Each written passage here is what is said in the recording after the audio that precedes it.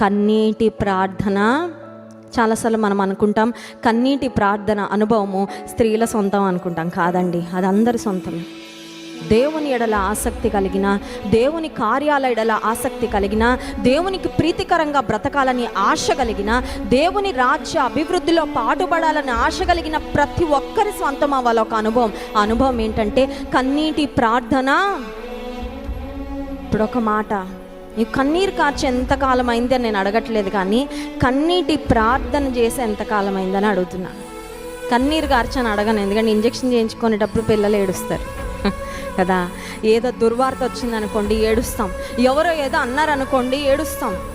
అవి కాదు, I'm not talking about simple tears. ఒట్టి కన్నీళ్ళ గురించి నేను మాట్లాడట్లా. వేదన వచ్చినప్పుడు, బాధ వచ్చినప్పుడు, ఒంటరితనం వచ్చినప్పుడు, అవమానం వచ్చినప్పుడు, అపజయం వచ్చినప్పుడు ఆ ఏడ్పు గురించి నేను మాట్లాడలేదు, కానీ కన్నీటితో ప్రార్థన చేసి ఎంతకాలమో అయింది.